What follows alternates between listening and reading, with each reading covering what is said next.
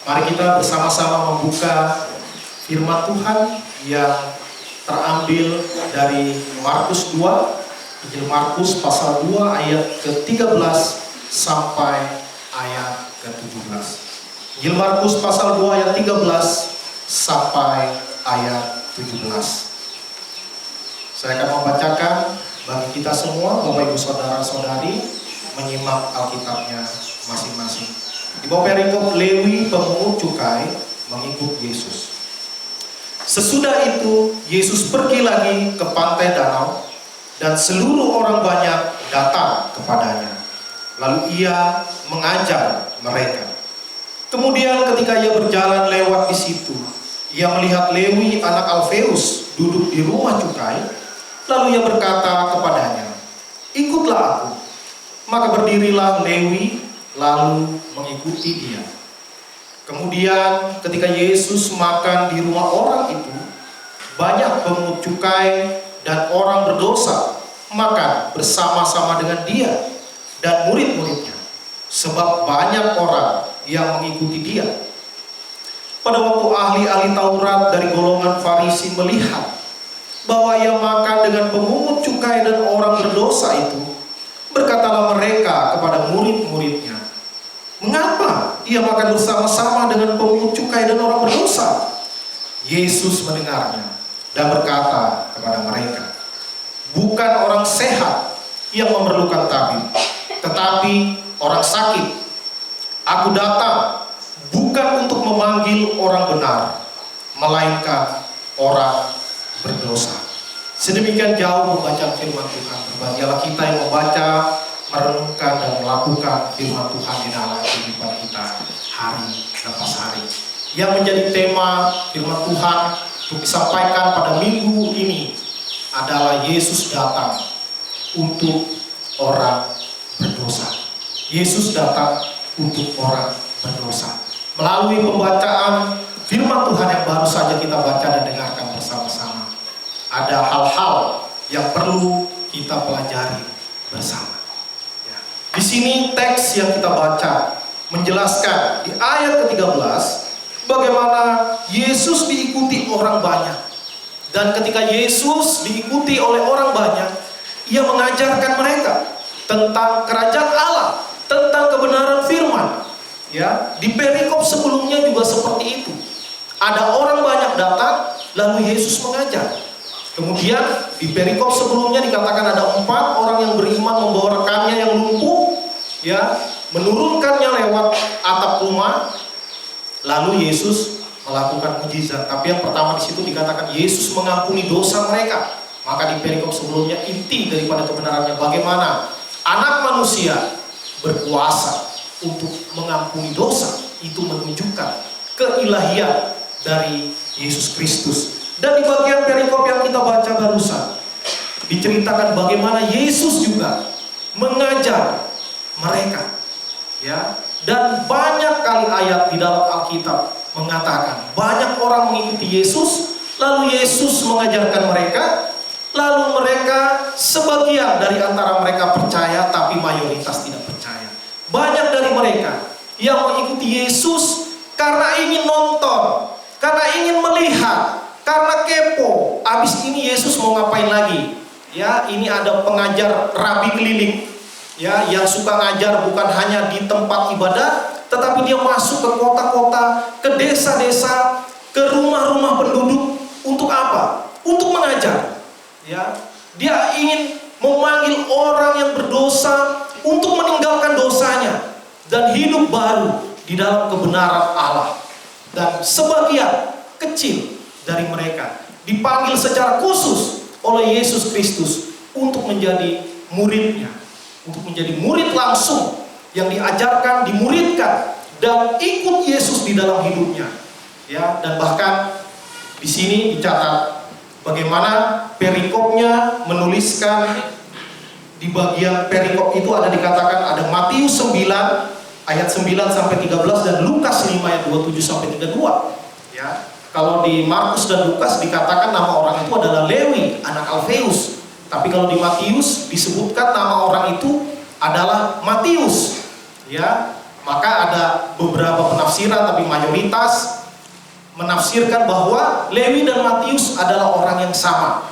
Ya, karena apa? Karena ketiga perikop yang bunyinya banyak kemiripan peristiwanya, orangnya sedang duduk di rumah cukai, lalu Yesus memanggilnya, lalu orang itu meninggalkan segala sesuatu dan mengikut Yesus. Ya, karena itu banyak penafsir menganggap Lewi itu ya Matius. Ya, maka dikatakan mungkin Lewi adalah nama sebelumnya, nama sebelum menjadi pengikut Yesus. Lalu Yesus mengganti namanya menjadi Matius, istilahnya nama Kristennya. Ya, bisa saja itu penafsiran. Ya, karena dikatakan ada yang namanya Saulus berubah menjadi Paulus, ada Yakub berubah namanya menjadi Israel ketika dia menjadi pengikut Tuhan. Tapi nama Saulus dan nama Israel itu dicatat di dalam Alkitab. Tapi di bagian sini tidak ditulis bahwa maka Lewi kemudian disebut Matius, tidak disebutkan. Tetapi bukan itu yang menjadi inti dari catatan yang ditulis di sini. Inti dari firman yang diberitakan di sini, bagaimana Yesus dengan sengaja memilih pemungut cukai menjadi muridnya. Ya, kalau bahasa sekarang dibilang penagih pajak. Penagih pajak ini adalah salah satu profesi yang dibenci sekali oleh orang Yahudi. Kenapa? Karena pada saat itu mereka sedang berada di dalam jajahan Romawi, dan penjajah Romawi ingin menarik pajak dari orang-orang Israel yang adalah negeri jajahannya. Maka mereka dengan cerdik memakai orang-orang Israel untuk menagih pajak kepada saudara-saudaranya, rekan-rekan sebangsa dan setanah airnya sendiri. Maka pemungut cukai dianggap salah satu adalah orang berdosa. Ya, karena apa? Karena bekerja untuk orang kafir, karena adalah antek asing. Ya, sering orang bahasa sekarang di negara kita juga bilang, wah ini pemerintah ini antek asing. Ya, maka mereka dengan alasan antek asing membencinya.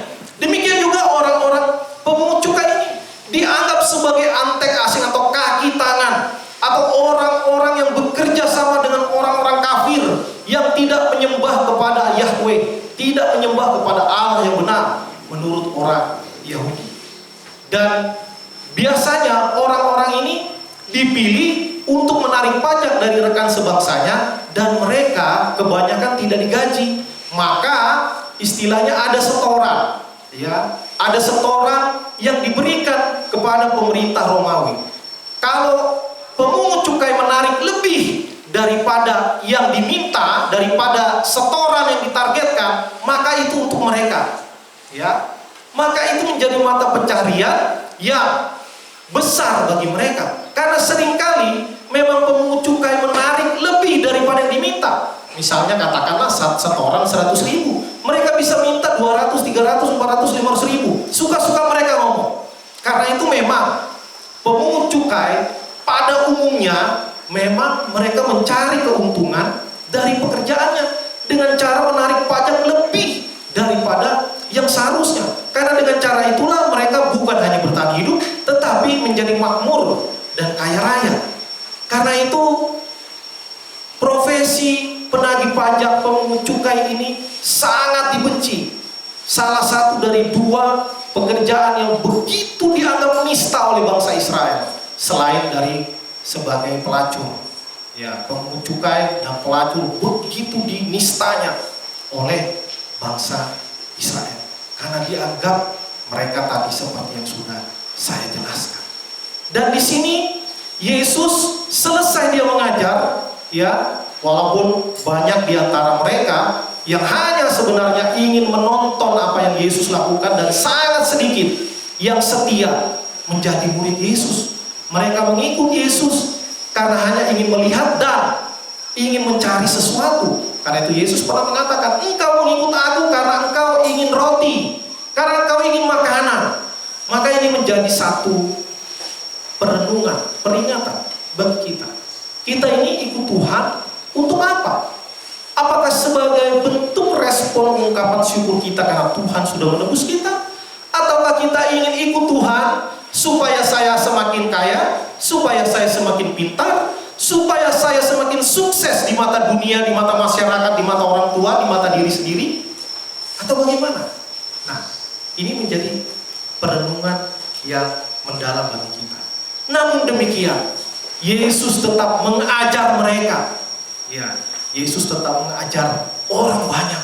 Walaupun dia tahu hampir semuanya ini bukan mau menjadi pengikutnya yang sejati, apalagi mau rela mati bagi pemberitaan Injil, boro-boro. Tapi Yesus tetap mengajar. Dia tidak menyerah. Dia tetap terus press on. Dia mengerjakan tugas panggilannya, menjadi teladan bagi murid-murid. Walaupun kau ditolak, tetaplah melayani. Walaupun kau dicerca, disalahpahami, tetaplah melayani. Walaupun kau tidak dihargai, tetaplah melayani. Itu yang kita belajar. Bagaimana Yesus terus mengajar orang banyak. Walaupun banyak dari antara mereka yang menolak, bahkan ada yang mengikut hanya untuk mencari-cari kesalahannya. Ya, di sini nanti kita melihat ada kelompok orang yang ikut Yesus hanya karena ingin mencari-cari kesalahannya. Kemudian dikatakan Yesus memanggil Lewi, anak Alfeus itu. Intinya Yesus memanggil orang dari golongan yang paling dianggap hina, yang paling dibenci, dinista. Oleh karena memang sebagian besar dari mereka memang dalam tanda kutip layak untuk dibenci karena perbuatan mereka kepada saudara-saudara sebangsanya. Tetapi Yesus ingin menunjukkan bahwa kasih Tuhan, bahwa kedaulatan Tuhan itu mengatasi, melampaui akal pikiran manusia. Ya, karena memang kalau kita memahami konteks firman Tuhan secara sempit, kita akan terjebak pada pemikiran yang sama. Bukankah firman Tuhan mengatakan jangan kau bergaul dengan orang-orang yang tidak takut Tuhan? Bukankah dikatakan pergaulan yang buruk merusak kebiasaan yang baik? Bukankah dikatakan di dalam Mazmur bahwa orang-orang fasik tidak akan tahan dalam perkumpulan orang benar? Karena itu orang Israel sudah terbiasa memisahkan diri dari bangsa-bangsa, dari orang-orang yang dianggap hidup tidak memelihara hukum Taurat. Karena itu orang Farisi menarik diri dari orang-orang berdosa, menarik diri dari orang-orang yang beda iman dengan mereka. Karena apa? Karena mereka ingin menjaga kemurnian supaya mereka tidak terkontaminasi. Mereka belajar ketika bergaul dengan bangsa asing, maka banyak nenek moyang bangsa Israel yang akhirnya jatuh kepada penyembahan berhala. Maka mereka jatuh kepada ekstrim kanan, ya, menarik diri dari kehidupan kenyataan dunia yang begitu beragam dengan suku, bangsa, dan agama. Maka mereka hidup di dalam gelembungnya sendiri. Mereka tinggal di dalam kenyamanan, kemapanan beragama. Ya, mereka tidak peduli dengan orang-orang karena mereka anggap mereka bangsa pilihan Allah, yang lain itu kayu bakar api neraka semua. Itu pandangan orang Israel bagi bangsa-bangsa non-Israel atau non-Yahudi. Dan Yesus dengan sengaja memilih seorang pemungut cukai. Ya. Dan Yesus ingin menunjukkan bahwa kasih Allah melampaui sekat-sekat pemikiran manusia, melampaui sekat-sekat keagamaan, sekat-sekat suku bangsa. Maka Yesus ingin menunjukkan orang dari latar belakang apapun, dari latar belakang agama apapun, suku bangsa apapun, ketika Tuhan panggil dia untuk datang kepada Tuhan, maka tidak ada yang boleh melarangnya. Ya, ketika Roh Kudus bekerja di dalam hati orang yang berdosa untuk berbalik dari dosa-dosanya dan datang kepada Tuhan, maka jangan lihat latar belakangnya apa. Ya, tetapi kebanyakan orang memang punya kecenderungan seperti itu. Ya, ada peribahasa asing yang mengatakan burung-burung dengan bulu yang sama itu berkelompok bersama. Ya, istilahnya gini, kalau burung pipit terbang tidak akan terbang bersama dengan burung elang karena bulunya beda. Ya, karena bulunya beda. Itu istilah peribahasa. Maksudnya adalah orang, jangankan hewan, orang maksudnya. Orang itu suka berkumpul dengan yang latar belakang sama, yang sukunya sama, karena obrolannya mirip, makanannya juga sama. Misalnya kayak saya, obrolannya nanti Irwi, Saksa, obrolannya sama. Ya, atau misalnya bukan hanya dari suku, dari latar belakang. Misalnya ada kelompok, kami hanya bersekutu, kami hanya bergereja dengan sesama businessman. Ya, ada fellowship khusus pebisnis. Kenapa? Karena kecenderungan manusia seperti itu. Dia ingin berkelompok dengan orang yang sama, baik sama sukunya, sama tingkat status sosialnya, tingkat jabatannya. Ya, maka ada gereja-gereja yang isinya misalnya hanya suku-suku tertentu, karena itu kenyamanan orang.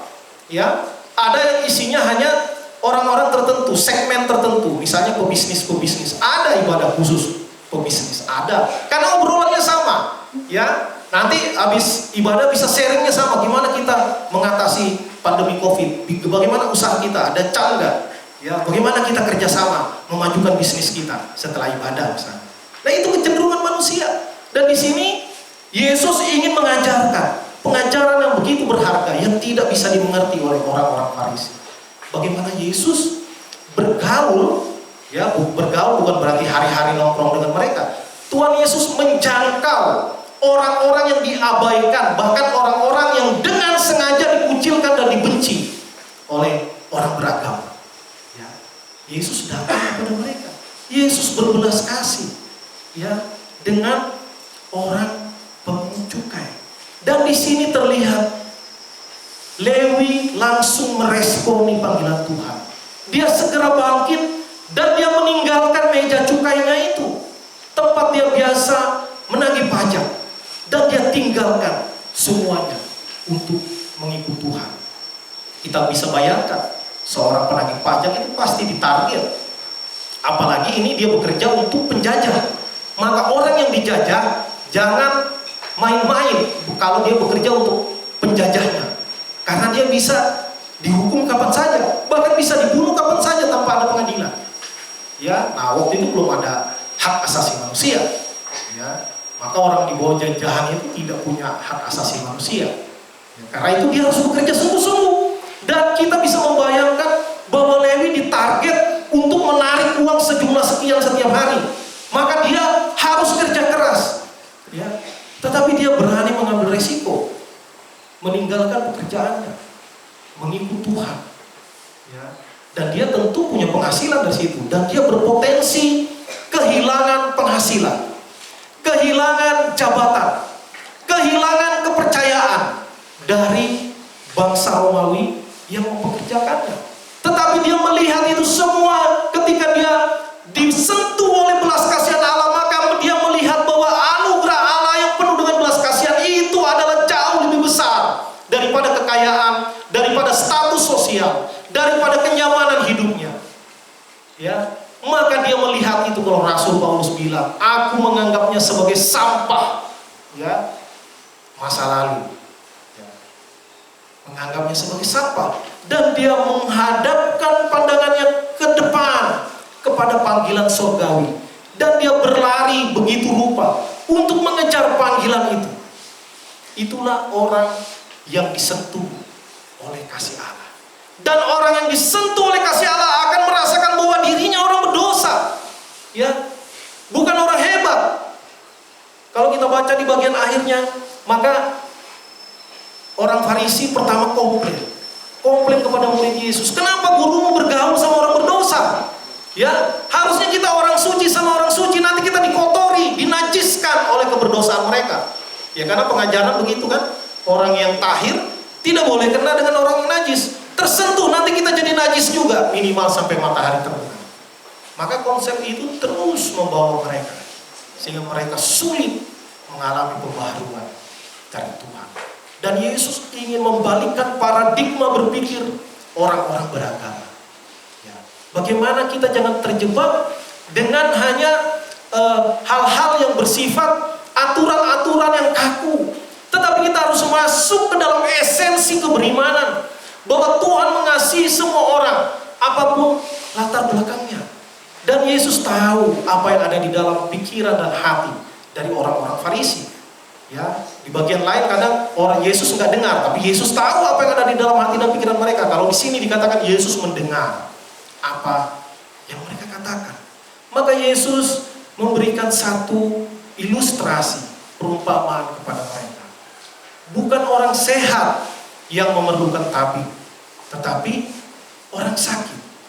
Aku datang bukan untuk memanggil orang benar, tetapi untuk memanggil orang berdosa. Dan di sini Yesus bukan mengatakan bahwa pemungut cukai itu adalah orang berdosa dan orang-orang Farisi adalah orang benar. Karena pada dasarnya semua manusia adalah orang-orang berdosa, telah kehilangan kemuliaan Allah. Yang dimaksudkan Yesus di sini adalah ada dua tipe orang berdosa. Yang pertama adalah orang berdosa yang tahu dirinya berdosa dan tahu dia tidak layak di hadapan Allah. Dan orang kedua adalah orang berdosa yang menganggap dirinya cukup baik sehingga dia layak untuk diselamatkan oleh Allah. Jadi ada dua orang berdosa. Yang satu tahu diri, yang satu nggak tahu diri. Ya, tahu diri secara bukan soal sopan santun, nggak tahu diri bahwa dia itu orang berdosa. Dia butuh belas kasihan Allah. Karena dengan kesalehan manusia tidak dapat mencapai standar kekudusan Allah. Karena harus sempurna.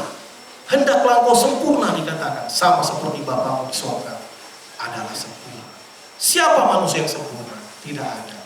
Karena itu Yesus ingin mengatakan bahwa orang pemungut cukai ini adalah orang berdosa yang tahu bahwa dirinya berdosa dan dia bersyukur atas anugerah belas kasihan Allah sehingga dia merasakan semuanya tidak penting. Yang lebih penting adalah hidup mengikut Tuhan. Sedangkan orang-orang Farisi merasa dirinya mereka sudah berpuasa, mereka memberikan persepuluhan, mereka melayani Tuhan, mereka datang ke bait suci, mereka memakai pakaian suci, mereka menyanyikan lagu suci, ya, semua suci, suci, suci.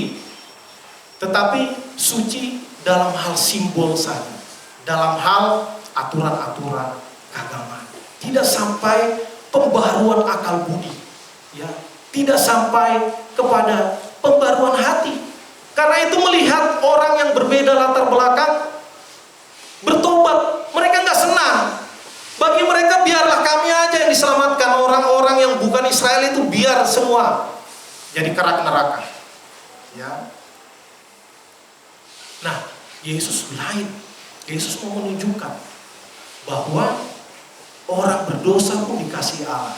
Dan kita melihat bagaimana orang yang dalam tanda kutip dosanya lebih banyak secara aktif, ya, daripada mungkin pemuka agama dosanya nggak banyak. Tapi sama-sama orang berdosa.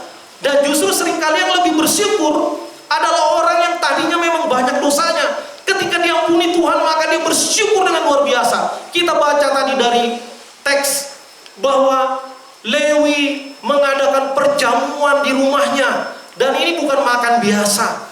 Dia makan, dia undang teman-temannya sesama pemungut cukai. Karena dia merasa begitu bersuka cita. Karena itu ini harus dirayakan. Ketika kita dilepaskan dari belenggu dosa, maka itu harus dirayakan. Ya tentu dengan kemampuan. Nah, dia punya uang, maka dia adakan perayaan di rumahnya. Dia panggil teman-temannya sesama pemungut cukai. Bahkan Yesus ada murid-murid pengikutnya ikut juga makan di situ. Dan makan ini bukan seperti kita anggap foya-foya hura-hura, bukan. Konteks budaya Asia Timur dekat, ya, daerah sana, Jazirah Arab. Itu makan itu adalah cara penghormatan kepada orang yang dianggap terhormat, kepada orang yang dianggap akrab, kepada orang yang sangat dihormati oleh dia. Karena itu banyak Yesus diundang ke perjamuan, ya. Bahkan Tuhan pun dianggap sebagai tuan rumah yang menghidangkan jamuan. Kalau kita baca Mazmur pasal 23 dikatakan Yesus Tuhan adalah gembalaku, ayat 1 sampai ayat 4. Tapi di ayat 5 dikatakan engkau menghidangkan makanan bagiku di hadapan lawanku. Itu membicarakan tentang Tuhan yang menjamu umatnya.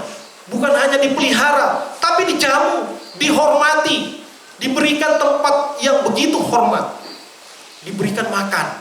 Itu tanda penghormatan kebudayaan timur kepada tamu yang dihormati. Nah, di sini juga gitu. Lewi begitu bersuka cita sehingga dia mengadakan, dia undang teman-temannya yang mungkin masih hidup dalam dosa. Ya. Dia bersuka cita. Tapi dia tidak mengejek temannya, tapi dia mengajak temannya. Ayo datang. Tentu kita bisa menduga bahwa dia berharap teman-temannya juga bertobat dari dosa-dosanya, percaya kepada Yesus Kristus dan mengikut Dia. Ya, di sini dicatat bagaimana Lewi menjadi pengikut Yesus. Dan kalau memang tafsiran yang mengatakan bahwa Lewi ini adalah sama dengan Matius, maka memang catatan Alkitab tentang Matius adalah salah satu murid Yesus yang 12 itu, dan dia memang latar belakang pemungut cukai, itu dicatat di Injil Matius. Dan dia setia menjadi murid Yesus sampai akhir hidupnya. Dan menurut tradisi gereja, Matius juga mati martir dengan cara disalibkan. Ya, dia mati martir. Sehingga kita belajar bagaimana orang ketika dia mengikut Yesus, dia melihat bahwa Yesus yang penting. Dia tidak pikir kalau saya ikut Yesus, saya tambah kaya atau jadi miskin. Kalau saya ikut Yesus, saya naik jabatan atau turun jabatan. Kalau saya ikut Yesus, saya dikasih tempat terhormat di masyarakat atau tidak dipandang. Bukan itu yang menjadi prioritas ketika ikut Yesus. Ketika ikut Yesus yang jadi prioritas adalah Yesusnya. Maka yang lain itu nomor 2, nomor 3, nomor 4, nomor 27. Ya. Kalau saya ikut Yesus, kalau saya tidak tambah kaya, no problem. Ya. Kalau saya ikut Yesus lalu saya diejek masyarakat, aduh kamu tuh berpotensi, kalau kerja di perusahaan kau bisa jadi direktur 20 tahun lagi, 10 tahun lagi jadi manajer. Kok jadi hamba Tuhan? Ya. Atau jangan-jangan kita pun kepada anak kita bilang jangan kamu jadi hamba Tuhan, nanti kamu susah kayak papa. Ya. Atau mungkin kita ada rencana ngomong gitu ke anak kita. Nah, dari sini kita belajar bagaimana Lewi yang hidup dalam kecukupan. Ya. Maka dia meninggalkan dunianya. Bukan berarti ikut Tuhan pasti miskin, tidak. Ya, saya tidak pernah tidak makan karena nggak ada uang untuk beli makan, tidak pernah. Ya, Tuhan punya cara untuk mencukupkan. Karena itu kalau dari anak-anak siswa sekolah Kristen Makedonia, kalau Tuhan berkehendak bagi engkau, kalau Tuhan memanggil engkau untuk melayani Dia, jangan takut. Jangan takut tidak makan. Jangan takut tidak dihargai orang. Jangan takut kamu kehilangan kesempatan untuk sukses di dunia non-pelayanan. Ya. Tapi kalau Tuhan memang tidak panggil secara khusus, jangan panggil diri sendiri.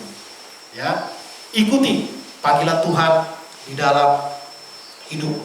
Maka kita melihat bagaimana Lewi, ya, begitu luar biasa. Ada satu kisah yang diceritakan oleh Yesus, bagaimana seorang pemungut cukai yang datang kepada Tuhan. Di sampingnya ada seorang Farisi yang datang kepada Tuhan. Maka orang Farisi berdoa, Bapa, aku bersyukur karena aku tidak seperti orang pemungut cukai, orang berdosa. Aku ikut Taurat, aku ikut 10 dasatitah itu, 10 kehendak Tuhan, hukum Taurat. Saya berpuasa, saya memberikan persepuluhan, saya melayani Tuhan. Ya, dia berdoa dan dengan mungkin kalau didramatisasi membusungkan dada, menatap, menengadah ke langit. Mungkin tidak tahu ya, kita nggak lihat kejadiannya.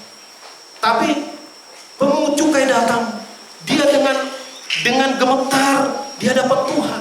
Dia mengatakan, Tuhan kasihanilah aku orang berdosa ini. Maka Tuhan mengindahkan orang yang sadar akan keberdosaannya. Dan Tuhan tidak suka dengan orang yang merasa jumawa, yang merasa hebat, yang merasa layak diselamatkan oleh Tuhan. Ya. Tetapi kita seringkali terjebak. Ya, jangan salah. Kadang-kadang kita menjadi orang Farisi tanpa sadar. Kita nggak setuju, tapi gaya kita ngikuti orang Farisi. Lalu kita berdoa. Mungkin habis kita merenung, kita bersyukur, atau kita ngajar sekolah minggu, lalu di ujungnya kita bisa berdoa, ya Tuhan, kami bersyukur karena kami tidak seperti orang Farisi. Ya, sama aja doanya kayak orang Farisi, cuman bedanya orang Farisi bilang tidak seperti pemungut cukai. Lalu kita berdoa, Tuhan, kami bersyukur kami tidak seperti orang Farisi. Ya sama aja. Ya, kita cukup melihat kepada diri sendiri, keberdosaan kita, nggak usah lihat orang. Tuhan, saya mau bertobat, tapi kok dia itu nggak bertobat sih Tuhan. Padahal dia tuh lebih nakal daripada saya. Jangan gitu. Lihat diri sendiri. Jangan sibuk dengan orang. Ya, kalau dengar firman yang oh ini khotbah cocok untuk dia. Ini cocok untuk dia. Untuk kita nggak ada yang cocok. Kita pikir kita udah cukup baik. Ya, selalu kita kalau dengar firman, kalau kita berdoa, kita berdoa, kita bilang apa dalam diri saya yang perlu diubah. Jangan lihat orang. Ya. Maka itu yang perlu kita kembangkan dalam diri kita. Di sini dikatakan Yesus datang untuk memanggil orang berdosa, untuk menebus orang berdosa, untuk mengutus orang berdosa. Maka ketika kita ditebus oleh Tuhan, status kita adalah orang benar. Tetapi di dalam hidup keseharian kita tetap berperang melawan dosa. Karena kita statusnya masih bisa berdosa, tapi juga bisa tidak berdosa. Maka kita dikatakan kejarlah kekudusan. Maka kita setelah dibenarkan, kita masuk dalam proses pengudusan. Proses pengudusan terjadi seumur hidup. Ya. Jadi dalam doktrin keselamatan ada banyak istilah-istilah teologis. Ya. Ada predestinasi, ada regenerasi, dan sebagainya. Yang mau tahu lebih banyak di STT dijelaskan. Masuk STT bagi yang mau jadi anak Tuhan. Ya. Akan diperlengkapi dengan sedemikian rupa sehingga bisa mendalami kekayaan pengajaran akan firman Tuhan. Begitu luar biasa. Ya. Kitabnya ini saja, tapi diteliti terus ditemukan hal-hal baru yang menguatkan iman percaya. Dan akhirnya Yesus mengasihi orang berdosa. Yesus datang untuk memanggil orang berdosa. Yesus datang untuk menebus orang berdosa. Yesus datang untuk mengutus orang berdosa, untuk mengasihi orang lain yang berbeda latar belakang, yang berbeda suku, ya, yang berbeda status sosial. Apakah kita bisa menerima mereka? Ya, kita agak kesulitan karena kita di dalam kompleks. Kalau misalnya gereja kita di luar sana, lalu ada datang orang yang baru keluar dari penjara, datang karena kasus pembunuhan masuk penjara. Kalau dia datang, bagaimana kita melihat mereka? Apakah kita menganggap ngapain ini penjahat ini? Jangan-jangan dia mau bunuh anak saya? Ya. Atau mungkin mantan pelacur, ya, yang bertobat masuk gereja. Lalu istri-istri pada takut.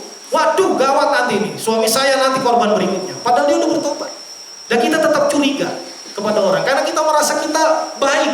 Orang itu tidak baik. Maka orang itu bertobat pun kita tetap gak suka. Kita tetap curiga.